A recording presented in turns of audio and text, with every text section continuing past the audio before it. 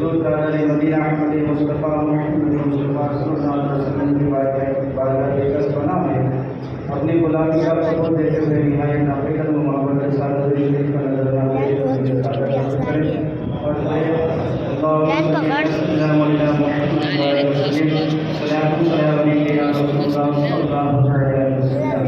حضرات الہی بس کچھ لمحات کے لیے 5-10 منٹ کے آپ کے سامنے میں کھڑا ہوں اور جو میں نے آیت کریمہ کی مشہور کلام پاک کو آیت کریمہ آزاد اللہ کو میں نے تلاوت کی اس پر تھوڑی سی گفتگو کروں گا.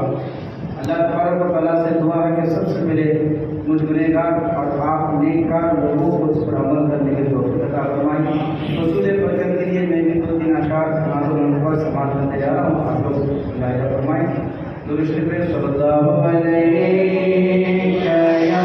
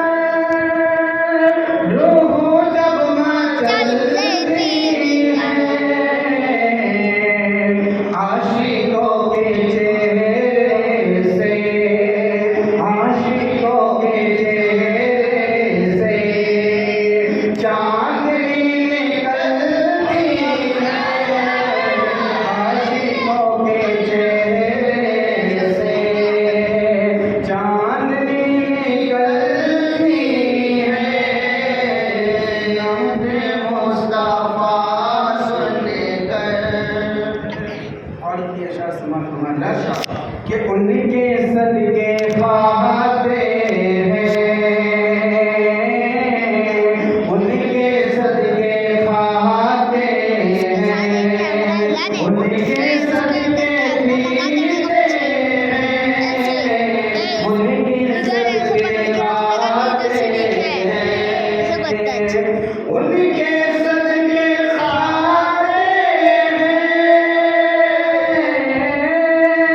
ان کے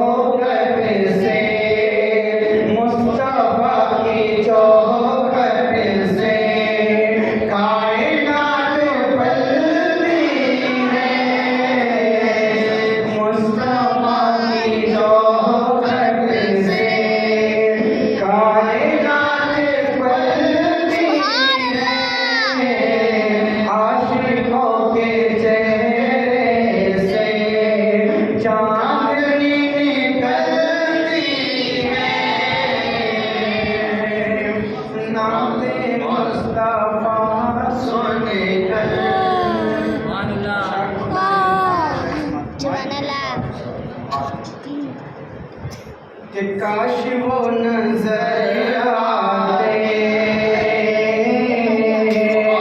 کاش وہ نظر آتے،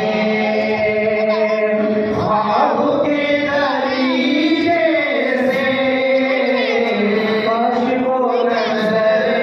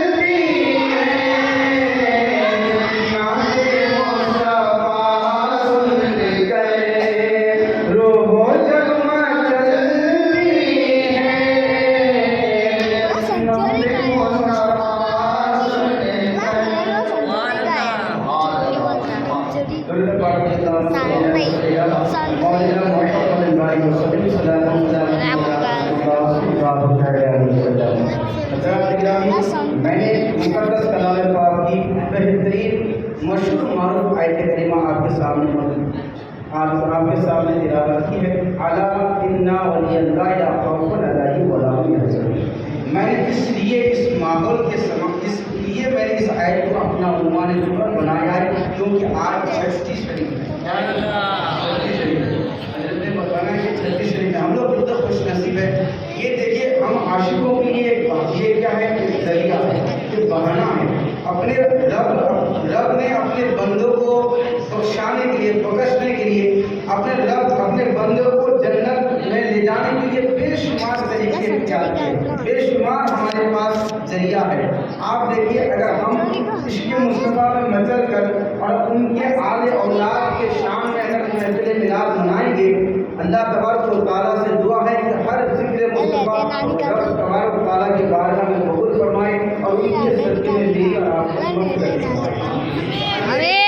میں آپ کے حضرت خواجہ فرید کی شان میں ایسے تو ان کی کرامت، ان کی بیان، ان کی شان و شکل مجھ جیسے گنہگار بیان نہیں کر سکتے ہیں، کیونکہ وہ کہاں میں کہاں. آپ کو میں صرف 2-4 باتیں سنا کر رخصت ہوں گا، اس لیے کہ میں کوشش کروں گا کہ آپ اس پر آپ بھی عمل کریں، میں بھی عمل کروں.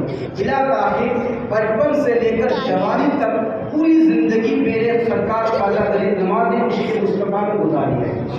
کسی کے لیے نہیں، دولت کے لیے نہیں، شہرت کے لیے نہیں، نام کے لیے نہیں، بلکہ دبدبہ کے لیے نہیں، طاقت دکھانے کے لیے نہیں، شہرت دکھانے کے لیے نہیں، بلکہ صرف اور صرف اللہ اور رسول کو راضی کرنے کے لیے اپنی زندگی گزاری. سبحان اللہ. خواجہ فرید نواز کی شان ہے، ان کی محبت ہے، ان کی ایمان کی تعظیم ہے. بلا تاخیر میں آپ کو یہ میسج دینا چاہوں گا کہ اللہ کی ولی جو ہوتی ہے، اس آیت کریمہ کا سیدھا سادہ ترجمہ یہ ہے: الا خبردار، انا ولی اللہ ہے، بے شک اللہ کے ولی لا خوف علیہم ولا هم يحزنون. سنیں کسی چیز کا کوئی خوف نہیں، کوئی غم نہیں. کیوں؟ اس لیے کہ جب بندہ مومن رب سے دوستی کر لیتا ہے، رب سے محبت کرتا ہے، رب سے پیار کرتا ہے، تو پھر وہ بندہ کسی سے ڈرتا نہیں، کسی کا خوف نہیں کرتا. کیوں؟ اس لیے کہ ساری کائنات کا پالنے والا میرا خدا ہے، سارے کائنات کو بنانے والا رب ہے. جب انسان رب سے محبت کرتا ہے تو پھر ڈرنے کی سوال کہاں جائے، پھر ڈرنے کی بات کیوں؟ اس لیے کہ جب بندہ مومن رب سے محبت کرتا ہے، رب سے پیار کرتا ہے، اس کی زندگی رب اللہ رسول کے نام پر نچھاور کر دیتا ہے، تو اللہ تبارک و تعالیٰ اسے اپنا محبوب بنا دیتا ہے، اپنے پاس بلا لیتا ہے. یعنی وہ اس کو وہ مقام دیتا ہے، اللہ تبارک و تعالیٰ اس کو وہ منزل تک پہنچا دیتا ہے. اللہ فرماتا ہے وہ گویا کہ ہاتھ اس کا ہوتا ہے، پکڑنا میرا ہوتا ہے، آنکھیں اس کی ہوتی ہے، دیکھنا میرا ہوتا ہے، زبان اس کی ہوتی ہے، بولنا میرا ہوتا ہے. گویا کہ پیر سے لے کر سر تک پورا سراپا پورے جسم میں یہ گویا ظاہر میں اس ولی کا ہوتا ہے، لیکن سارا جسم میں چلنا پھرنا بولنا یہ سب خدا کی طرف سے ہوتا ہے. سو بلا تاخیر میں آپ کے سامنے حضرت خواجہ فرید نواز کے مشہور معروف کرامت 2 کرامت آپ کے سامنے پیش کروں گا، اور مجھے امید ہے کہ آپ میرے خواجہ فرید نواز کی بے شمار کرامت آپ نے سنے ہوں گے، پڑھے ہوں گے اور دیکھے بھی ہوں گے. بلا تاخیر میرے خواجہ فرید نواز کی کرامت کی شمار کون کر سکتا ہے؟ شکم میں ماں، یعنی ماں کے پیٹ سے لے کر صبح قیامت تک اس کی کرامتیں ظاہر ہوتے رہیں گے. اللہ اکبر. آپ غور کیجیے، جب حضرت خواجہ فرید نواز اپنے ماں کے شکم میں تھے، حضرت سیدہ ماہ نور فرماتی ہیں کہ جب حضرت خواجہ فرید نواز میرا بچہ، میرا لال، میرا لحم جگر میرے شکم میں آیا، میرے شکم میں رہنے لگا، جب 1 ماہ گزر گیا، 40 دن گزر گیا، تو لا الہ الا اللہ کا ذکر میرے پیٹ سے آواز آنے لگی.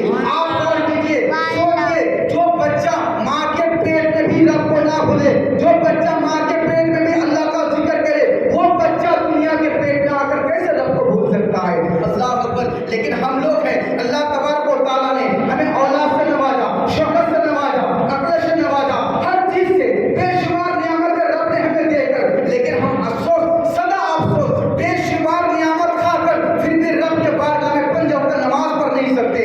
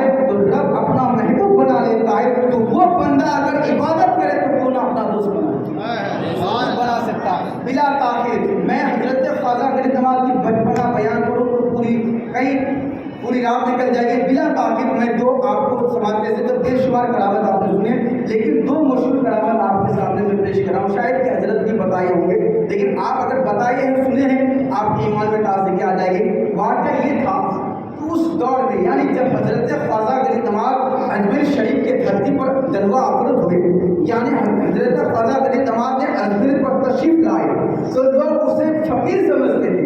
اور دیکھیے جو بادشاہ ہوتے ہیں جو دل یعنی اللہ والے جو ہوتے ہیں وہ دیکھنے میں ظاہر میں وہ فقیری لگتے ہیں, لیکن اس کے اندر بے شمار دولت رہتے ہیں. کیوں؟ اس لیے کہ وہ اللہ کا ہو جاتا ہے. بلا تاخیر جب حضرت خواجہ غریب نواز سرزمین اجمیر شریف میں پہنچے تو لوگ اسے تانے دینے لگے, یہاں تک کہ بے شمار آپ نے سنے جو اونٹ کا معاملہ تھا بیٹھائیے تو اس غریب وہ نوکر نے اس کو اٹھا دیا. کیوں؟ اس لیے وہ جانتے تھے جو فقیر ہے, اس کے پاس کچھ نہیں ہے, نہ مال ہے نہ دولت ہے, نہ ان کا نام ہے نہ ان کا دبدبا ہے. وزیر نے وہ نوکر نے اس اللہ والے کو اٹھا دیا. اس کو پتا نہیں تھا یہ کون ہے, اس کو کیا پتا. اللہ اکبر. ایسے ہی آپ بے شمار اور یہ کرامت وہ بھی تھی جو انا ساگر کا معاملہ تھا. بلا تاخیر یہ سارے بات آپ نے سنے ہوں گے. اللہ تبارک و تعالیٰ سے آپ مجھے امید ہے کہ آپ اس پر عمل بھی کریں گے. بلا تاخیر میں عرض یہ کر رہا تھا کہ حضرت خواجہ غریب نواز اس دور میں جب حضرت خواجہ غریب نواز اجمیر کے سرزمین پر تشریف لائے اور حضرت خواجہ غریب نواز نے ان کے اوپر حضرت حضور نبی کریم صلی اللہ علیہ وسلم نے جو ذمہ داری دیے تھے, ان کے نانا نے جو کام سونپا تھا جس کی وجہ سے ہندوستان میں بھیجا گیا تھا وہ دین اسلام پھیلانے کے لیے, وہ دین اسلام کو جاری کرنے کے لیے اس لیے بھیجا تھا کہ جاؤ ہندوستان کے اندر وہاں جہالت پھیل چکی ہے, وہاں جہالت پھیل چکی ہے, وہاں مسلمان کا نام کوئی نہیں ہے, وہاں اسلام کے نام سے کوئی نہیں جانتا.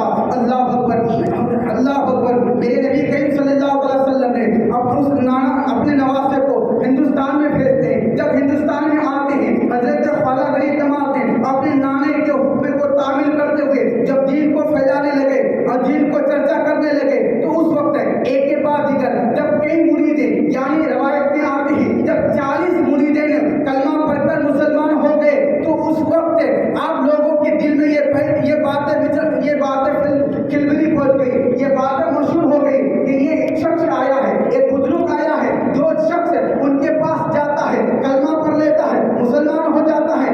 یہ کہاں سے آیا ہے, کس لیے آیا ہے. اللہ اکبر. یہ ساری باتیں اس وقت کے جو راجا تھے راجا پرتبی راج کے پاس یہ بات پہنچ گئی. اس راجا کو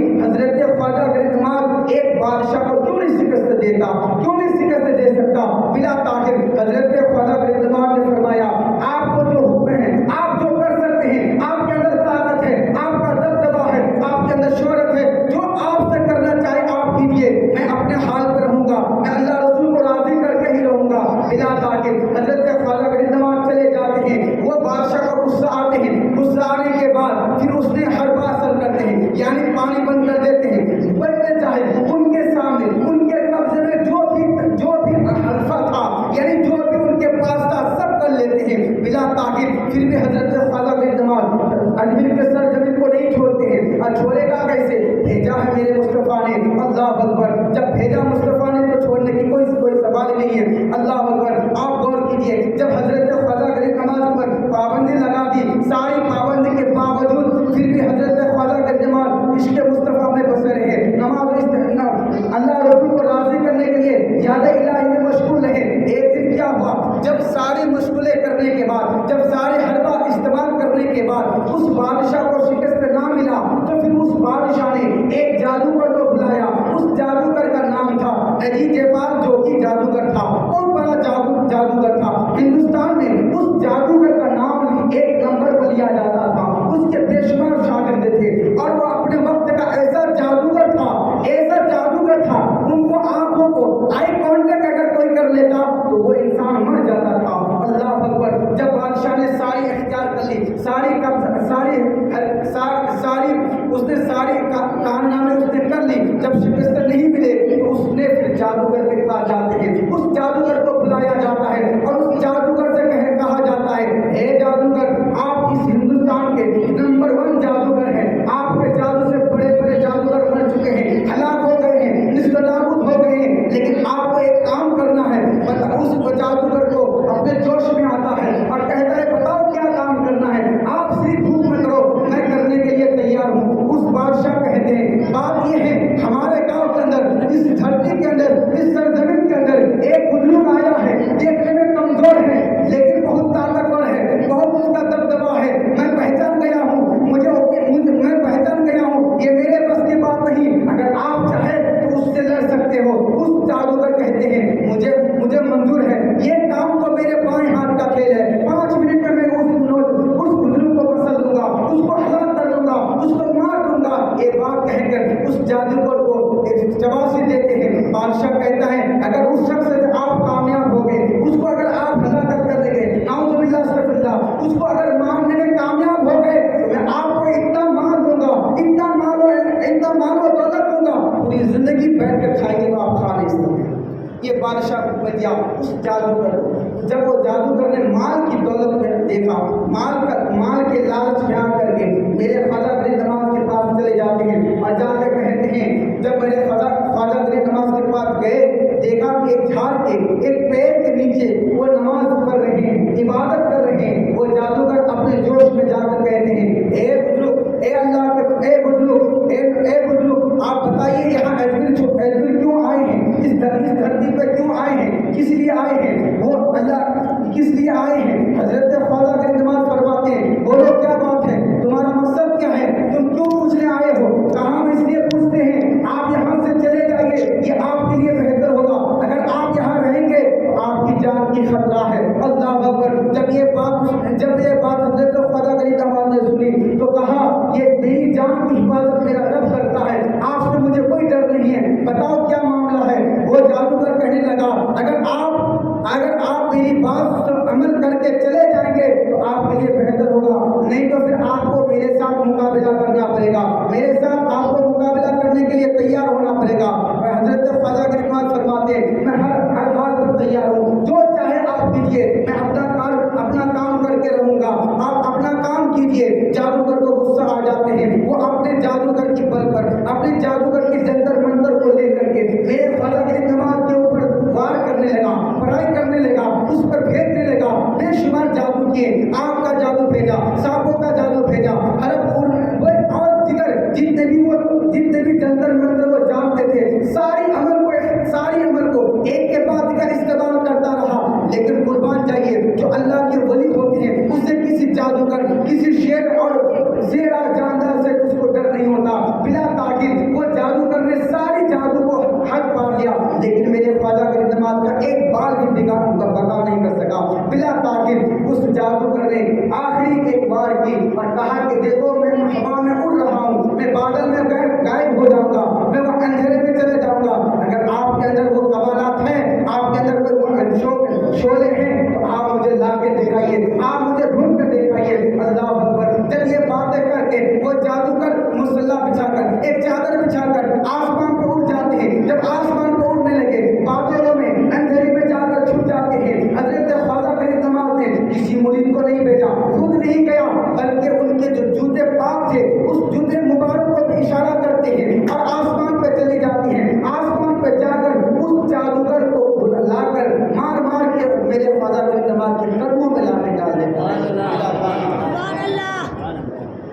आप गौर कीजिए, सोचिए कितने बड़े जादूगर, और वो इतने बड़े जादूगर होने के बावजूद जब मेरे ख्वाजा के ज्योति के सामने उसका कुछ नहीं चल सका, तो उनका सरापा जिस्म के सामने कैसा चल सकता है। अल्लाह अकबर। बिला ताक़िद वो जादूगर ने इस्लाम कबूल किया, कलमा पढ़कर मुसलमान हो गया और उसका नाम अब्दुल्लाह बयानी रखा। ये थे मेरे ख्वाजा की करामत। दूसरी एक करामत और आपके सामने पेश करने को सब हो जाता। वो करामत ये थी कि उस वक्त फिर जब इस जादूगर से उसके पाला न कर सका, जादूगर खुद मुसलमान हो गया, तो बादशाह और हैरान हुआ और परेशान हो गया कि अब क्या करें, तो क्या करें, मेरी ताकत भी नहीं चली, मैं भी उसको कुछ नहीं कर सका, और जो हिंदुस्तान के सबसे बड़े जादूगर थे वो भी इसको कुछ नहीं कर सका, तो मैं इसको इससे कैसे लड़ूं, क्या करूं। तो उस वक्त आना सागर के पास एक जिन्नात रहते थे, और वो जिन्नात भी बहुत बड़े जिन्नात थे, जिसको शाही जिन्नात बोला जाता है। लेकिन वो जिन्नात नूरी जिन्नात नहीं थे, बल्कि वो दियो जिन्नात थे, जिसका नाम था शादी दियो जिन्नात था। जब वो आना सागर में रहते थे और उस जिन्नात बहुत जाहिर लोगों को दिखाते थे, जिन्नात हम हर इंसान नहीं देख सकते, लेकिन वो उस वक्त के ज़माने में वो शादी दियो जिन्नात जो थे वो लोगों को दिखाते थे, लोग देखते थे। जब आना सागर के पास कोई नहीं जाता था, उस शादी दियो जिन्नात को देख लेते थे, लेकिन उसकी हलिया जो थी, उसका सर, उसका जिस्म था, लोग डर जाते थे। अगर देख लेते तो लोग बीमार पड़ जाते थे, इस वजह से लोग वहाँ नहीं जाते थे। एक दिन क्या हुआ, उस बादशाह ने सोचा अब कोई तो चल सका नहीं, अपनी ताकत भी नहीं चल सकी, उस जादूगर को भेजा, वो मुसलमान हो गया। तो फिर उस बादशाह ने सोचा अब हो ना हो, ये मेरा काम वही कर सकता है। जब उस शादी दियो जिन्नात के पास ये बादशाह जाते हैं और अर्ज करते हैं, ए शादी दियो, अगर आप मेरा काम कर दें तो आप जो मांगो, जो मांगे जैसे देने के लिए तैयार हूँ। शादी दियो जोश में आके आप कहते, बोलो क्या काम है। कहा कि काम ये है, हमारे गांव के अंदर एक बुजुर्ग रहते हैं, उसको यहाँ से हटा दो या उसको हलाक कर दो। नाउज़ुबिल्लाह अस्तग़फिरुल्लाह। वो जिन्नात कहने लगे, वो भी अपने ताकत पर था, वो भी अपने गरूर में था। उसने कहा चलो ठीक है, ये मैं अभी उसको जाके हटा देता हूँ, 2 मिनट में उसको कहाँ से कहाँ पहुँचा दूंगा। अल्लाह अकबर। ये बात लेकर जब वो शादी दियो जिन्नात उस हजरत ख्वाजा फरीद के दरबार में हाजिर होते हैं, हाजिर होने के बाद कलाम करते हैं। कलाम करने से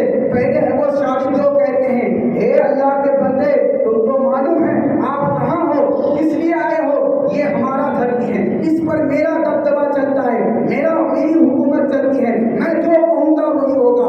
मेरा हुक्म है कि आप इस जमीन को छोड़कर, इस धरती को छोड़कर कहीं और इलाके में चले जाओ, कहीं और शहर में चले जाओ, नहीं तो आपके लिए बहुत खतरा है। अल्लाह अकबर। जब अल्लाह के वली हजरत ख्वाजा फरीद ने ये बातें सुनी और देखा कि ये शादी जो जिन्नात है, आप गौर कीजिए, जो अल्लाह हो जाते हैं वो किसी जिन्नात से भी नहीं डरते। अल्लाह अकबर। हजरत ख्वाजा फरीद फरमाते हैं, ए शादी जो, तुमको मालूम है मैं कौन हूँ। कहा मुझे मालूम है, आप एक बुजुर्ग है, कमजोर इंसान है, मेरे सामने आपकी कोई औकात नहीं। अल्लाह अकबर। जब ये बातें सुनी तो हजरत ख्वाजा फरमाते हैं, फिर जाओ, आपसे जो कर सके, आप जो करना चाहो करो, मैं तैयार हूँ। अल्लाह अकबर। मैं आपके सामने खड़ा हूँ। ये बात जब हजरत ख्वाजा ने फरमाया, उस शादी को गुस्सा